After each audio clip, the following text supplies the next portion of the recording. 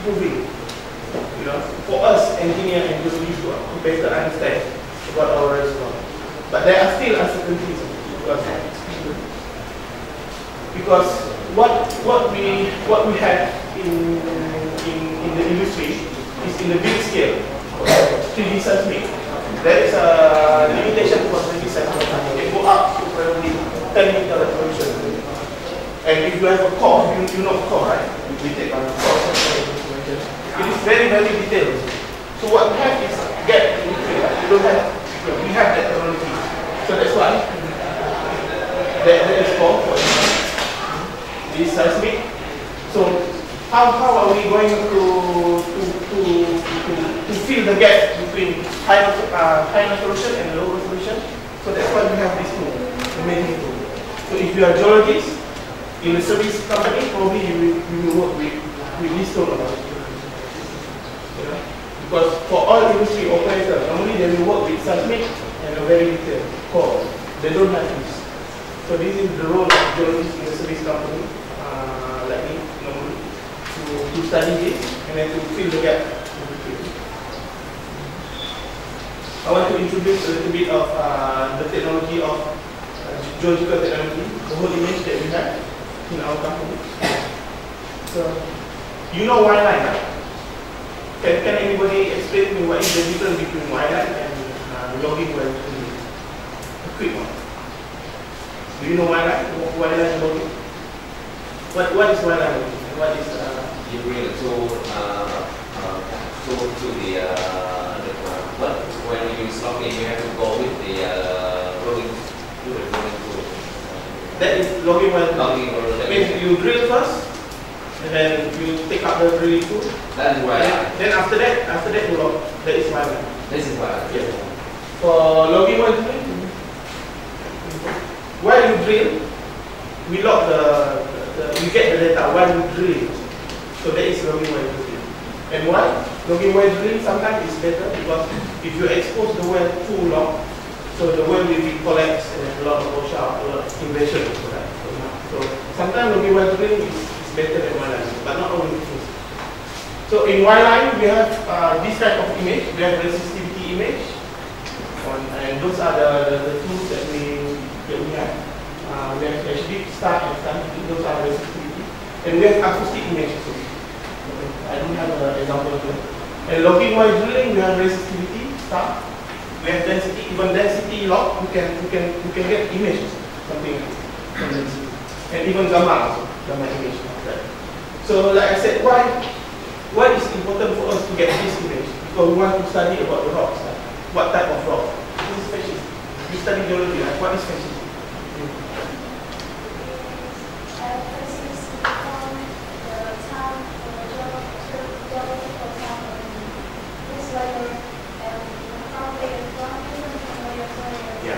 Almost that. But I put in a very simple analogy. If you look people from Europe, for example, they are tall. Their skin is very white, and then they have brown eyes, grey hair. And from Asia, like us, we have brown skin, black eyes. And people from Africa, they are black and then curly. So those you can relate as a species. When you look at the rock, you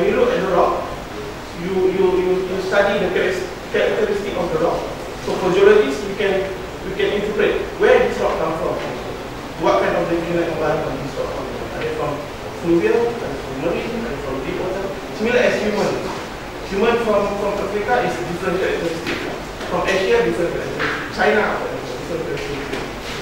So species is something like that. So why is it important for us to study the species? This is the detail of the interpretation that we can do from the tools.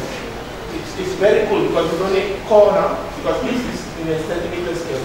So you can do a very detailed interpretation of these species. You see? Different species. Why? From gamma ray, for example, this gamma ray, you look, it's all same, right? From gamma ray. Because gamma ray is the lowest resolution of the logging tool. So when they ask you what is the lowest resolution, it's gamma ray. The characteristic gamma ray is all the same. But if you look at this image, it's actually different. This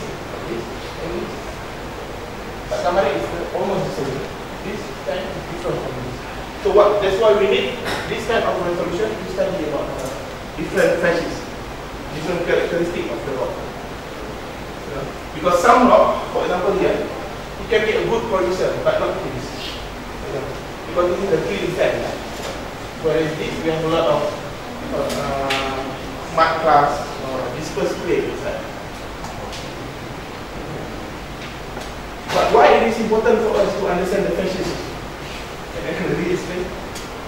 Because when, like I explained to you already, when we know the phases, we know where is this sediment deposit at that time, whether it is in the channel or in the deep marine.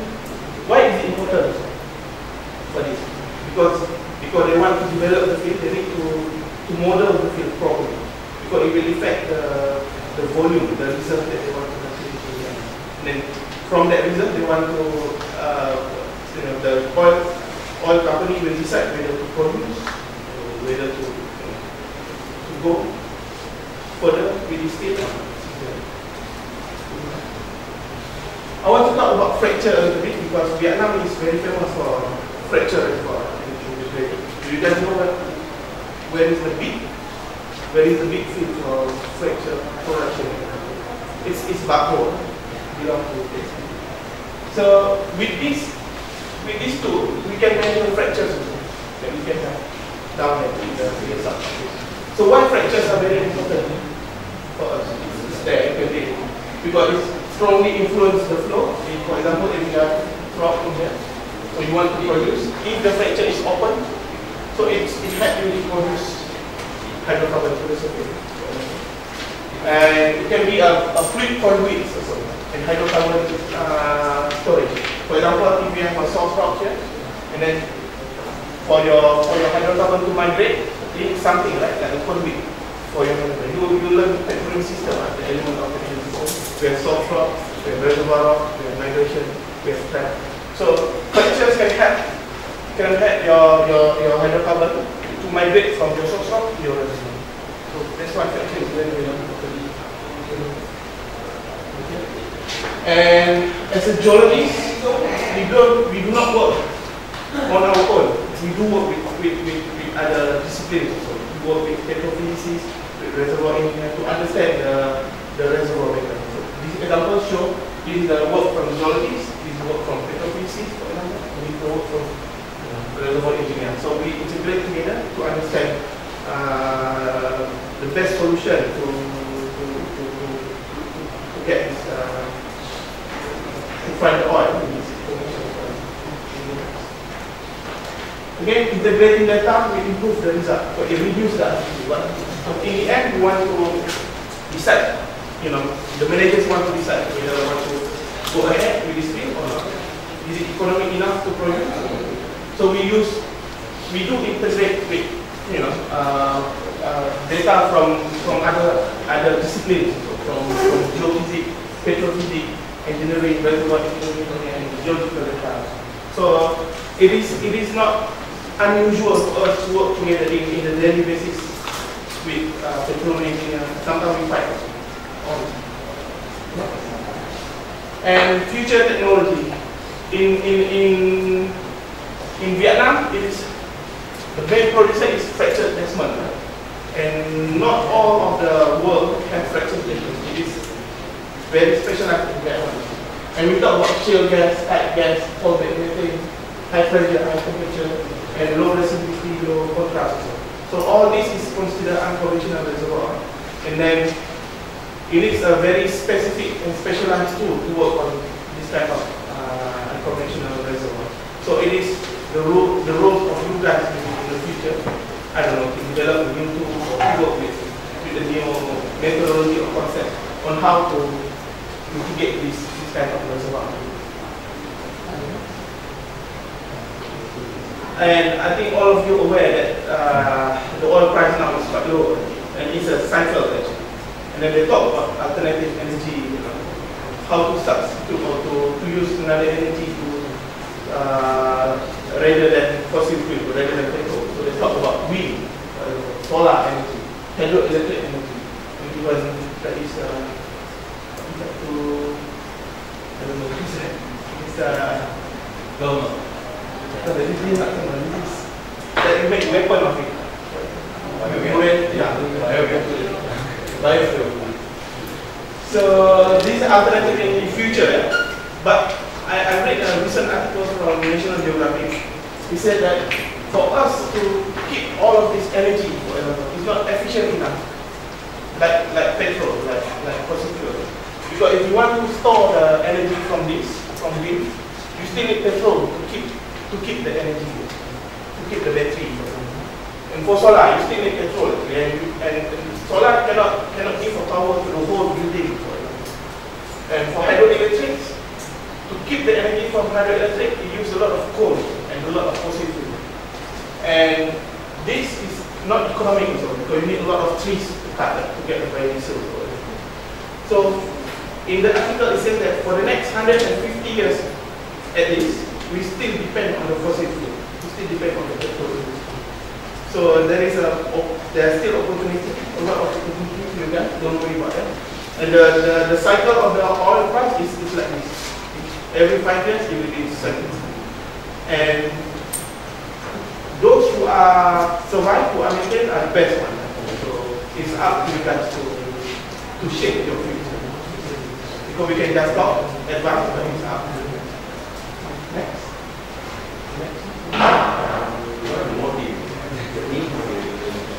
It is, because we can say the nice things and whatever, but in the end it's up to the people to go ahead.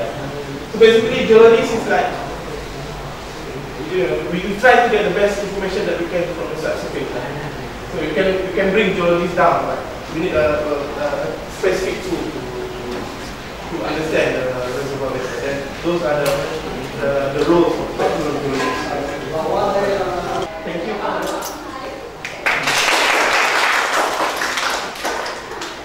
Good morning, everyone. Thanks for your time. Actually, it's a small audience, and I guess the last year one was very big. We did it in the auditorium over there. My name is Kumar. I'm the operations manager for Halliburton for cementing product line. I've been with the company now 8+ years. All right. Vietnam is my second working location. But I've traveled with Halliburton to maybe 15 countries. Alright. I'm from India. I started same like you from the university. Halliburton came to my university, interviewed some 33,000 people. This was all over India. And I was one among the lucky ones. I'll tell you my interview story later. So this is how I ended up with Halliburton. I started with Saudi Arabia. I was in Saudi Arabia for 6.5 years. Now in Vietnam for 1.5 years. Before, I know you guys are also interested to know what I'm going to talk about. All I'm going to talk to you is students' life in oil and gas. Right? I don't want you to talk about cementing or completion or geology or technology. It's not going to go into your brain, is it? It doesn't get into your brain. You're going to sit here 30 minutes. Some man came from Halliburton, talked 30 minutes on completion, technology, whatever it is. I forgot. I don't remember the word. True? Honest? Honest? Yes? Okay. Alright. So, that's what I said. I'm going to talk about Halliburton, right? What's Halliburton? How we started? What do we do in Vietnam? What other things we have? As a student, how is your future if you join Halliburton? What do you need to do yourself to set yourself to join Halliburton? That's what I'm going to talk. Not only Halliburton, be any company, you choose any company, you need to change, right? Because right now you're all students, you're on the paradise right now. I'm enjoying no commitments, no seriousness. That's your life right now, right? But listen to me this: the day you finish, you get the certificate, you're out there. You're out there means you are with those millions who try to find a job. You are those millions who want a good job to live, right? So how do you make yourself position for that? That's what I'm going to tell you. So this is the oil and gas market in Vietnam. Right now how it works is this. You see the small square blocks? There's like 32 oil companies in Vietnam. Oil companies in Vietnam. Which means they all have small boxes here. So they can drill anywhere they want. It's an on and off market, which is oil field is pretty sustainable here. It's okay. Right now the oil price is down, so the market is weak. But other than that, usually it's very stable. So you see these round circles, these are the big oil field reservoirs you have in the ocean or Thames. It's all offshore. We are not taking oil and gas in the land. It's all in the ocean. Right? It's not happening in the land. So if you are going to go start, you will be in the ocean first before you come to office. Alright? So any oil company does it in the ocean, right? In Vietnam, offshore market, we call it offshore. So this is the life cycle of oil and gas. How we start? Geologists do the study of the reservoirs, and then the drilling guy says, oh, I want to take the reservoir, I want to check how much capacity of oil is there. So we do the drilling, and then we have logging, which is where you heard before, geology, and then you log the reservoir to know, do I have hydrocarbon?